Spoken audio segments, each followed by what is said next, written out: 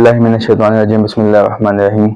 अस्सलाम वालेकुम फ्रेंड्स, मैं मोहम्मद अहमद एडवोकेट आज नई वीडियो के साथ आपकी खिदमत में हाजिर हूँ। हमारी आज की वीडियो का टॉपिक दरअसल एक केस रिव्यू है।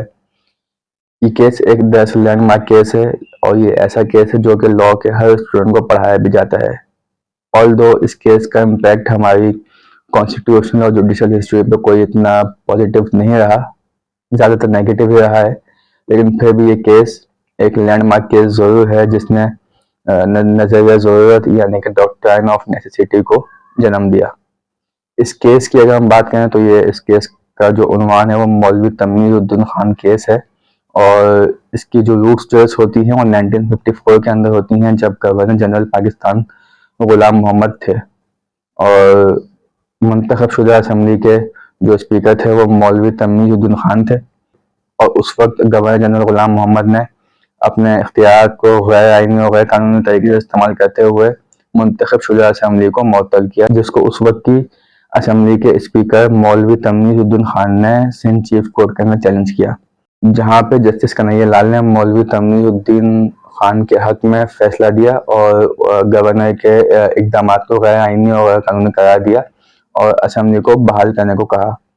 लेकिन बाद अज़ां जब गवर्नर जनरल ने इस फैसले को फेडरल कोर्ट के अंदर चैलेंज किया तो वहाँ जस्टिस मुनीर ने नज़रिया ज़रूरत को इंट्रोड्यूस करके उसका सहारा लेते हुए यानी कि डॉक्ट्राइन ऑफ नेसेसिटी का सहारा लेते हुए गवर्नर के इकदाम को ये कह के दुरुस्त करा दिया कि अगर गवर्नर चाहे तो रियासत को बचाने के लिए इस तरह के इकदाम वो कर सकता है। यानी कि उन्होंने गवर्नर के इस गैर आइनी और गैर कानूनी इकदाम को सही करार दिया और आने वाली हुकूमतों को गैर कानूनी और गैर आइनी तरीके से गिराने के लिए, उनको हटाने के लिए, मुअत्तल करने के लिए नए दरवाजे खोल दिए। आज जो हम पाकिस्तान की आइनी तारीख का एक बिगड़ा हुआ मस्ख़शुदा चेहरा देखते हैं, आज 2025 से आज तक किसी वज़ीर आज़म ने जो है वो अपनी मियाद मुकम्मल नहीं की है। कहीं ना कहीं इन सब की बेस जो है वो ये मौलवी तमीज़ुद्दीन खान केस ही है, जहाँ पे डॉक्ट्राइन ऑफ नेसेसिटी को जो है वो बेस बनाया गया। ये वो लम्हा था जिस वक्त जो है वो अदालत ने आइन के बजाय इक़्तिदार को तहफ़्फ़ुज़ देने का फैसला किया। यही वो केस था, यही वो फैसला था जिसने बाद में मार्शल लॉ और आइन से इनायाफ और सदारती हुक्मनामों की राह खोली। और अगर हम थोड़ा सा और इन डेप्थ रिव्यू करके देखें, इस केस का एनालिसिस करके देखें, तो हमें फील ऐसा होता है कि पाकिस्तान की जमहूरियत पर सबसे पहला और बड़ा वार जो है वो ना चाहते हुए भी हमें कहना पड़ता है कि शायद वो अदलिया ने ही किया है।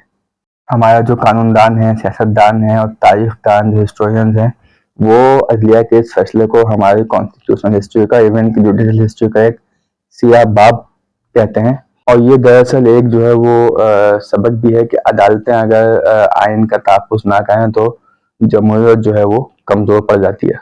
अच्छा, अगर अब हम इस केस के कंक्लूजन की तरफ जाएं तो हम ये कह सकते हैं कि मौलवी तमीज़ुद्दीन खान बेसिकली ये केस हारे तो नहीं थे, वो एक उसूल के लिए, एक प्रिंसिपल के लिए, वो जमहूरियत के और डेमोक्रेसी के कंटिन्यूशन के लिए वो खड़े हुए थे। इनका केस हमें ये याद दिलाता है कि आइन की बालादस्ती सिर्फ किताबों में नहीं बल्कि इदारों की नीयत और अदालती फैसलों में भी होनी चाहिए। अच्छा, ये था हमारा आज का मौलवी तमीज़ुद्दीन खान केस का रिव्यू। अगर आपको ये रिव्यू अच्छा लगा तो हमें अपने कमेंट्स से ज़रूर आगाह कीजिएगा और हमारे चैनल को लाइक, शेयर और सब्सक्राइब ज़रूर कीजिएगा। ये थी आज की वीडियो। मिलते हैं अगली वीडियो में, तब तक के लिए अल्लाह हाफ़िज़।